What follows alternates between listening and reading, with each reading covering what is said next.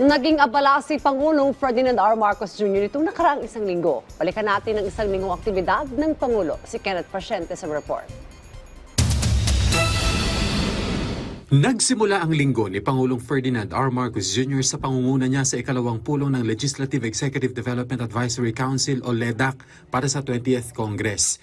Dito hinimok niya ang dalawang kapulungan ng Kongreso na bigyang prioridad ang apat na panukalang batas, kabilang na ang Anti-Dynasty Bill, the Independent People's Commission Act, the Party List System Reform Act, at ang Citizens Access and Disclosure of Expenditures for National Accountability o CADENA Act. Nais ng Pangulo na aralin ng mabuti ang mga batas at mailarawan ng maayos ang mga saklaw nito para sa maayos na pagpapatupad bago maisabatas.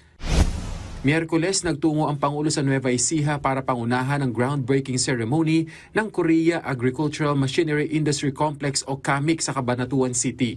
Ang KAMIC ang kauna-unahang complex sa bansa para sa paggawa ng makinaryang pansakahan. Layunin itong paunlarin ang kakayahan ng bansa na magdisenyo at gumawa ng mga kagamitang pang-agrikultura. Namahagi rin ang pamahalaan ng iba't ibang kagamitang pang-agrikultura at farm input sa mga magsasaka sa gitnang Luzon.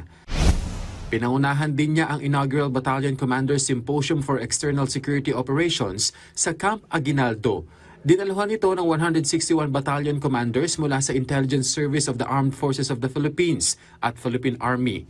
Sa kanyang mensahe, hinikayat ng Commander-in-Chief ang mas pinaigting na community engagement upang higit pang mapalakas ang seguridad at katatagan ng bansa.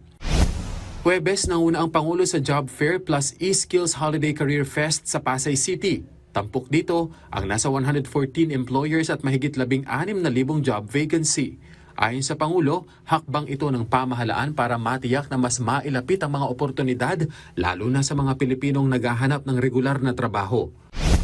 Tinanggap din ng punong ehekutibo ang credentials ng bagong ambassadors ng Chile at China.